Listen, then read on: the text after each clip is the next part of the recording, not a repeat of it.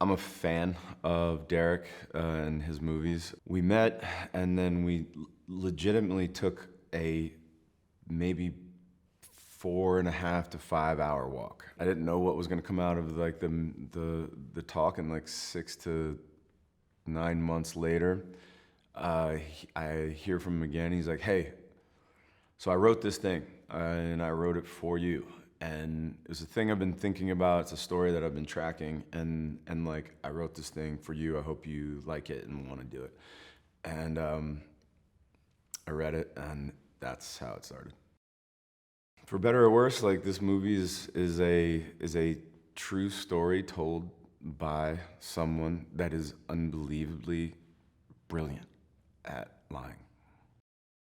I've seen a lot of his movies, obviously, and like I'm such a fan, and like you don't know why you're a fan of someone other than like what they make, and then you meet him, and then you love him as like a person, and he wanted things to be very, very, very viscerally real, as much as it could possibly be real. He would try to put you in a real situation that character has to like deal with.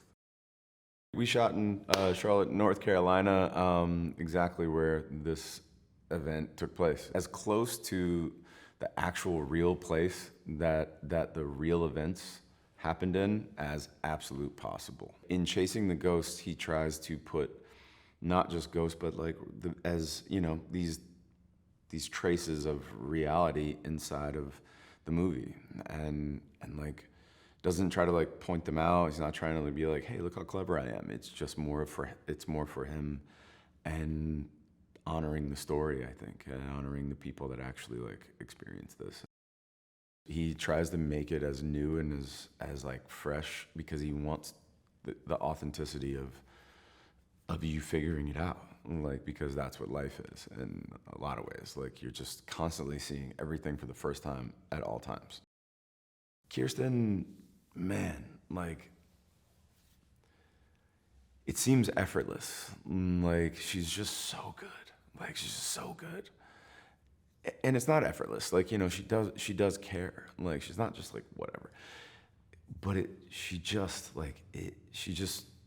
does it, man. Like she just does it in a way that you almost don't even, she's like a there's almost like a magic that's happening, like that you don't even know what's happening to you. You're just sort of like in her aura. I don't think I even knew who Jeff was and how to play him. And Lakeith helped me a lot in just him holding like who Lakeith is. Because like Lakeith is so powerful. Like really, really, really, really, really unbelievably powerful of a human.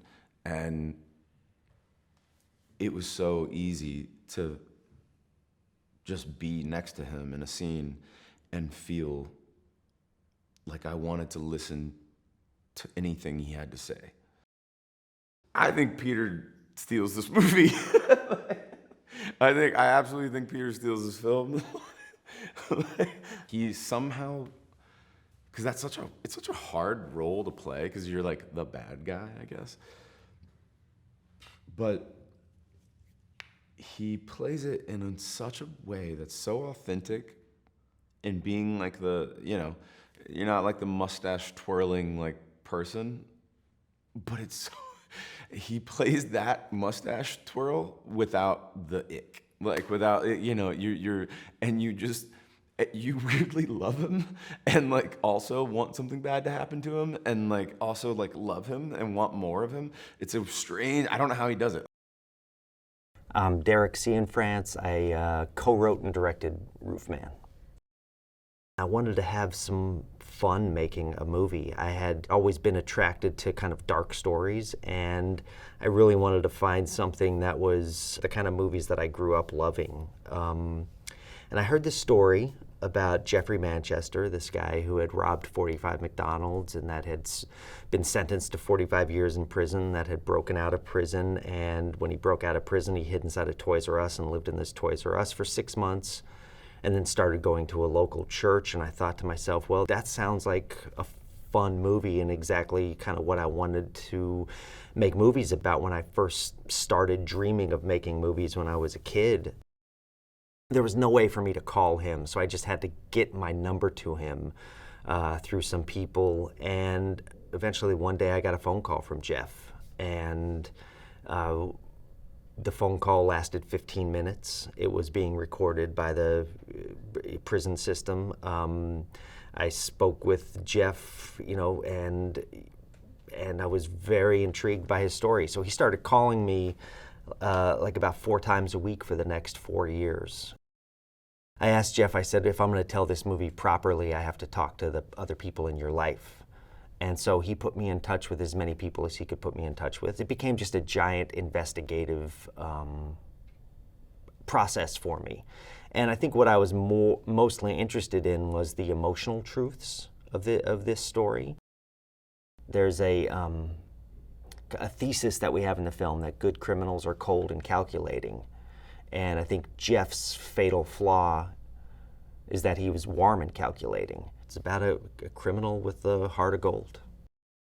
I've just always loved Channing in everything he's ever been in. I feel like he's always, whenever he's on the screen, I can't take my eyes off of him. I think he's, the fact that he's a dancer, he can move in a way on the screen that not everyone can move. I think he's hilarious. I think he's one of the finest dramatic actors out there. I told Channing early on, I was like, I'm interested in your translation of Jeff. We're not creating a historical figure where you have to exactly look like him or talk like him. I want you to make the version that's most honest to you, most truthful to you, your version of Jeff. And I think his performance in this movie is going to surprise a lot of people. I think he's so present in it. I think he's so hilarious. I think he's so heartbreaking. When I wrote this script of Leigh, when I met the real Leigh, and Leigh had this kind of grace and this heart and this humor, the first person that came to mind was Kirsten. And so I reached out to her, sent her the script, and she wrote back and she said, "Oh my God, I love this." And her heart was in exactly the same place as Leigh's heart, in this movie. And she has this really interesting quality that she's such an incredible actor, but she's also just salt of the earth. She's also just like such a regular person who's a mom and a wife and just a great human being. And she brought all that to the table. Casting Peter Dinklage was like a dream come true to me. I think he is, everything he does is interesting, and he became Mitch in such a beautiful way. I really wanted to stretch myself in this movie and make something that was funny, make something that didn't look at the darkness with more darkness. I wanted to make something that had like a real heart and soul, and so I kind of locked in on this feeling of making something that was sad but sweet, sad but funny. Movies should be seen together. Movies are better when they're seen together in groups of people. I think the energy that you feel in a movie theater, especially the energy I felt in kind of screening this film so far to people, is always infectious. It's just better to see it with a group of people and see it on the biggest screen possible. I mean, we shot it on film for that reason, because we wanted to make a movie. I'm Derek Cianfrance, co-writer and director of Roofman. Kirt Gunn, co-writer of Roofman. Really the turning point for us and the moment where we discovered who Jeff was to us and the story that we wanted to tell was when we talked to the pastor at the church where Jeff joined after he had escaped prison, and then Leigh Wainscott, who was Jeff's girlfriend on the outside.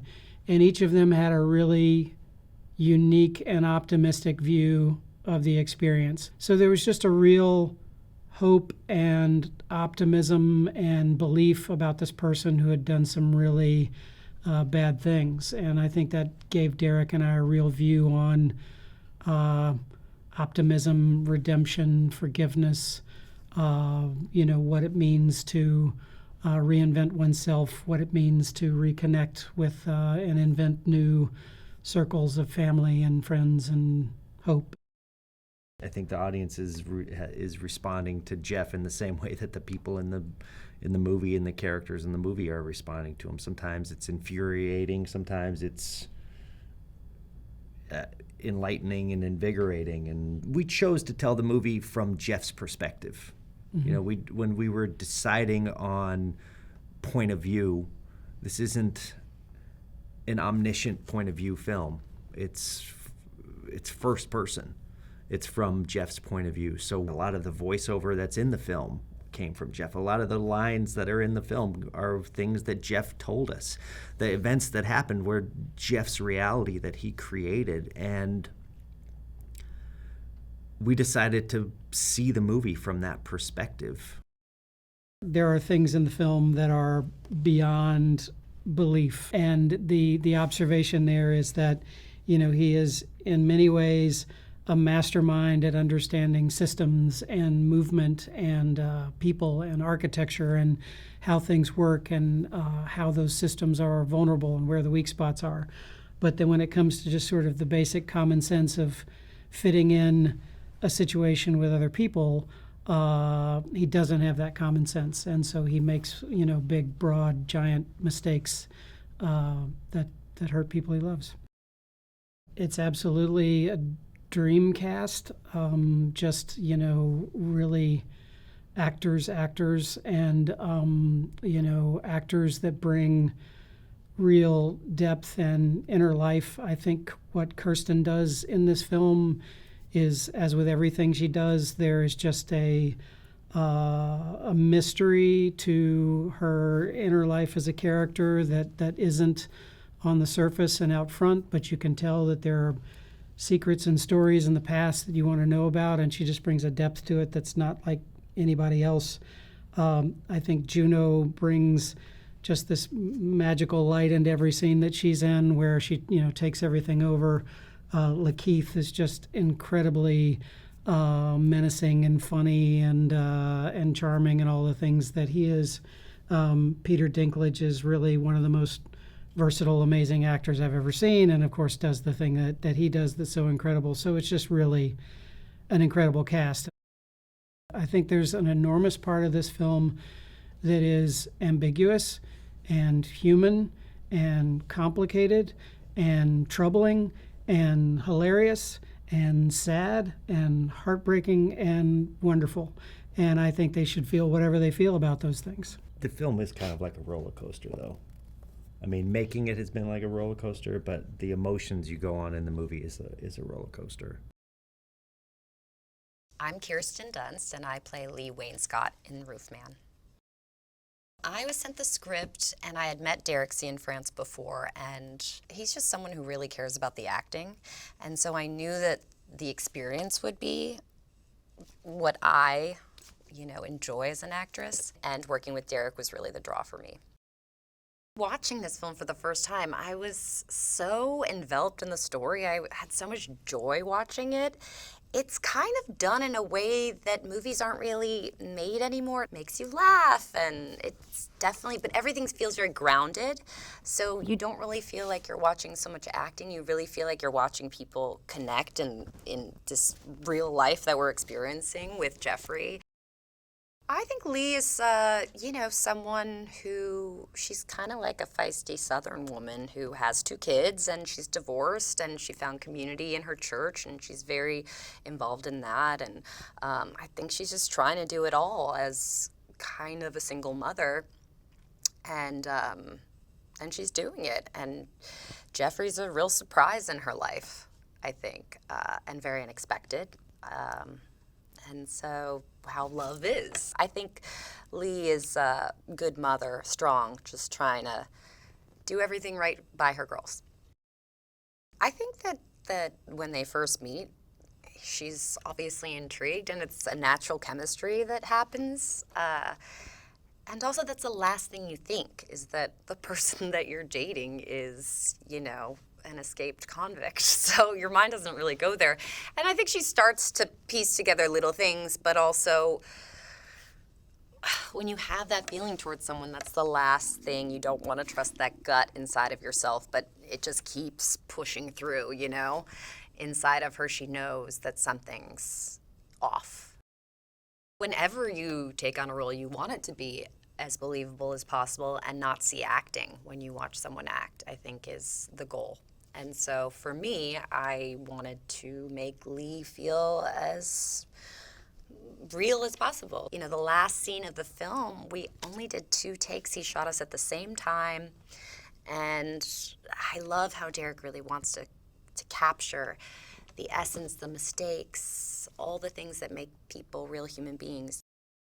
We could try anything. Derek creates a very, very focused and comfortable environment for an actor to really let down their guard and be emotionally available. Derek likes to create a really authentic presence in the film. He knows that all the elements matter.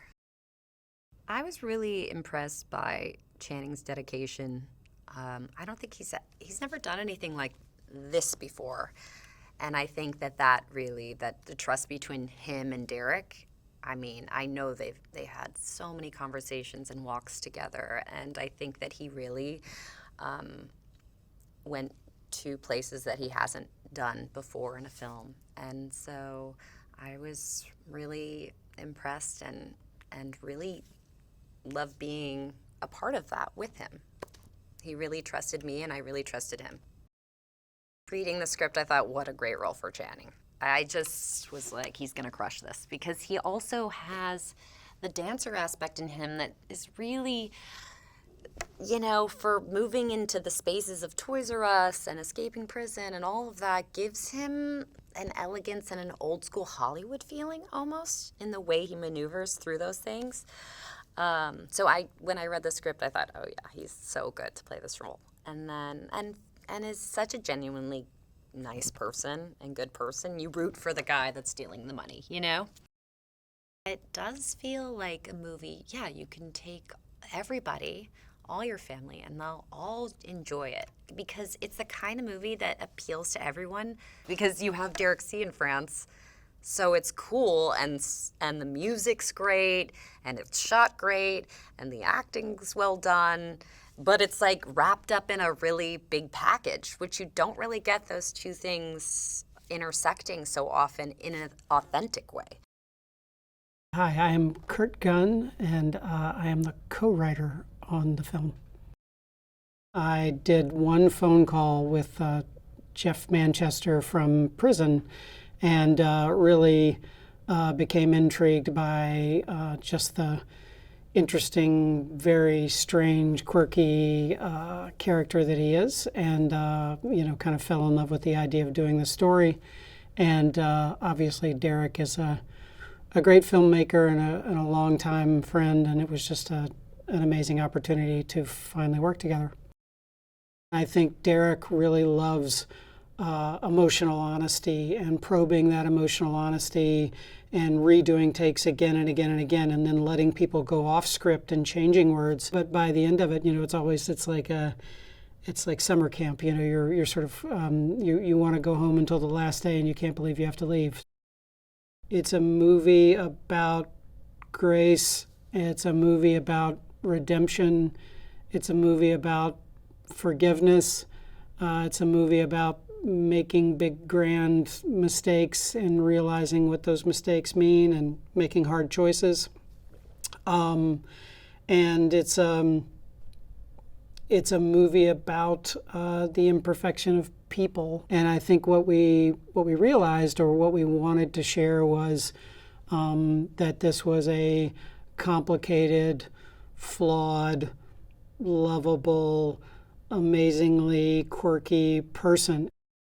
The character of Jeffrey Manchester had a desire to please people, to get his family things that they didn't have, to live the life that he had as a child. And so his intentions or his motives were human motives that had likable, accessible, forgivable reasons behind them. It was just a question of walking that tightrope. So creating a character that is capable of seeing all these complicated systems and understanding vulnerabilities, but then seeing how that same person who is so insightful and so precise in one area can be so terribly unaware of the damage that he's causing. I think Channing has genuine heart and genuine kindness and a life experience that brings the complexity of life and the pain of life and suffering and joy and childlike qualities. So I think it's a combination of emotional vulnerability and physical grace and physical clumsiness all in one person. I think the ambiguity of life is something that we wanted to paint in all the richness that it that in the way that it really takes place. And I think ultimately we wanted people to be in a room together and maybe even have different experiences than the person sitting beside them. My name is Lynette Howell Taylor, and I am one of the producers. Most of the information really that informed the script came from Derek doing interviews with Jeffrey from prison over the past 3 years. They've been speaking once or twice a week for the past 3 years, and that really informed the script. What I love the most about the execution of the film is it's impossible to put it into any one genre because it's many genres. It is a crime movie. It is a love story. It is a comedy. It has all of these different elements, and it sort of like flows in and out of these different genres as the movie unfolds. Jeffrey is a larger-than-life person and a larger-than-life character in this movie, and he really brought that into Leigh and her family's world at a time when they really needed it. And so when we talked to Leigh afterwards, she and her daughters have really fond memories of the time that they spent together because he was sort of like a tornado that just came in and it blew up their world in the best way. Channing came to this role with unbelievable commitment, fierce commitment to embodying Jeffrey in every way. Channing was so committed to Derek's way of working, and he really gave everything to this role. Derek really wanted to find an actress who wouldn't feel like that had a toughness to them, that you didn't feel sorry for, that would carry the weight of her own decisions. And Kirsten is one of the greatest actors I've ever worked with. She just has depth for days. So when we sent her the script and she came on board, the second she got in front of camera and did her first scene, we were just blown away. We knew, we were like, this was absolutely the right choice. And she just brought this softness and playfulness, but really with the strength. Peter is a phenomenal actor. He really understands that tone between drama and comedy. And there are scenes in the movie where his ability to shift between both is just perfection. I think comedy and tragedy are intertwined, and ultimately there's such a tragic side to this story. And it is a tragedy, but tragedy works best when it's told through humor.